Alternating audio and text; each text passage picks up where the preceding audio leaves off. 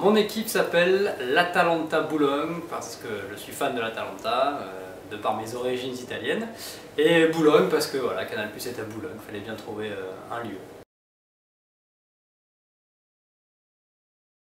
Ma perle, elle s'appelle Benjamin Cornier. C'est l'avantage de commenter des matchs pas forcément haut de gamme de la Ligue 1 de temps en temps, voire souvent. Je découvre des équipes et des joueurs, et Cornier, bon, je l'ai vu arriver à 100 à l'heure en faisant 10 jours en début de saison, c'est absolument le joueur parfait, pas cher, je crois que je l'ai eu pour 8 millions, j'ai même pas renchéri sur lui, personne ne le voulait de toute façon. Et voilà, il enquille, il en est à 6 buts là avant de jouer contre Nancy. Il fait le boulot, donc je suis très très content, mais il y a des joueurs comme Grougy aussi qui font vraiment le travail parfaitement, même s'il est un peu plus connu. Donc voilà, mon petit plaisir, c'est Cornier. Ma tactique, c'est 3-5-2, parce que j'ai un milieu, en fait mes buts sont marqués quasiment que par mes milieux, à part Giroud devant. Mais au milieu, j'ai Néné qui marque beaucoup, notamment sur penalty, donc c'est pratique. Grougy, coup franc et penalty. Cornier, festival. Boudbouz qui tire les pénaltys, qu'on a 8 sur 8 dans sa carrière, donc c'est parfait pour les buts.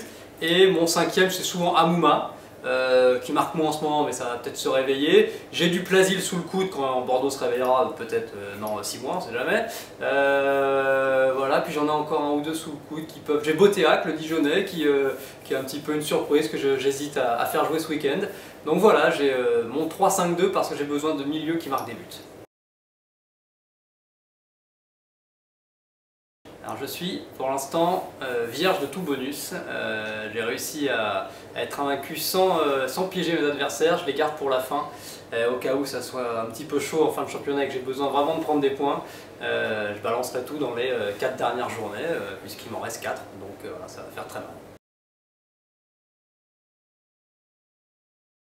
Non, je vais attendre d'être champion, si je suis champion. J'ai un petit peu d'avance pour l'instant, mais il reste 5 matchs. Non, mais je pense que je vais bien les allumer si j'arrive à être champion, parce qu'ils m'ont bien chambré avec mon équipe en bois, il paraît, sur le papier, avec mes Cornier, avec mes Bamba en défense qu'ils connaissent pas, voilà, avec mes Heurtaud, donc j'attends, voilà, je préfère assurer le coup, et c'est à la ligne d'arrivée que je vais tous les mettre Milan.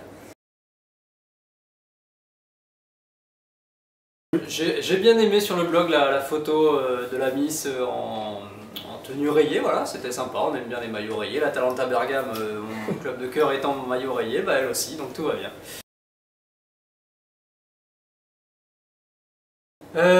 Dans la vraie vie, ça doit être pas mal quand même. Mais je pense que je vais récupérer un peu de sous au prochain championnat parce que j'avais réussi à économiser. Donc je vais me sentir un petit peu qatarien dans l'âme peut-être lors du prochain petit gazon, c'est vrai.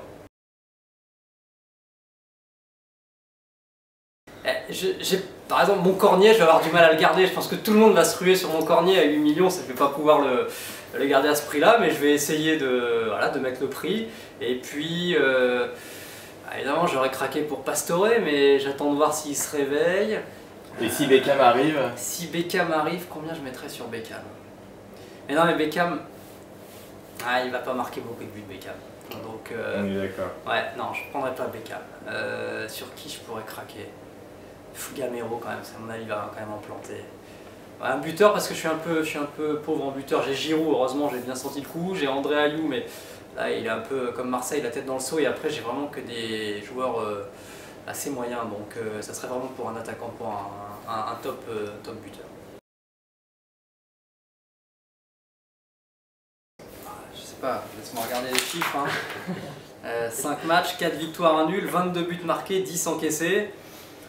Je pense que je suis pas dans les pires, voilà. Maintenant j'ai eu un petit peu de réussite, il faut le dire. J'avais pas compris toutes les règles au début, notamment sur l'achat des joueurs où j'avais pas compris en fait qu'il fallait mettre des enchères. Donc moi je prenais un joueur sans augmenter le prix, donc bon il y en a où personne m'a embêté, ça c'est sûr. Mais c'est vrai que si j'avais compris plus tôt, j'aurais surrenchéri sur certains joueurs, j'aurais peut-être encore une meilleure équipe, mais bon peut-être que finalement ce handicap m'a fait prendre des joueurs moyens mais qui se sont révélés. Donc non, je pense que je suis pas le pire de Canal, j'en connais qui sont assez moyens, quoi, mais je ne citerai pas de nom.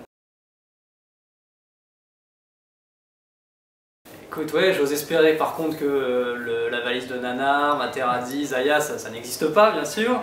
Et sinon, je pense que c'est une bonne manière effectivement, de s'entraîner, de superviser des joueurs, de voir ce qu'ils peuvent apporter.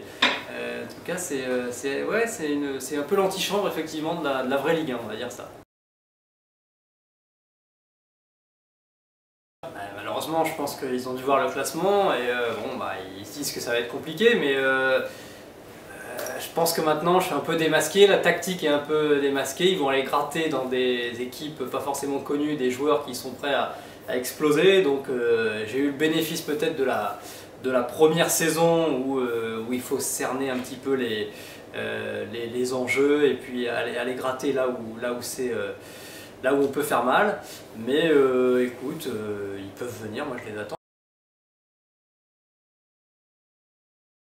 Bah déjà c'est pas son argent perso, hein, donc on peut venir jouer, il n'y a pas de problème, c'est virtuel.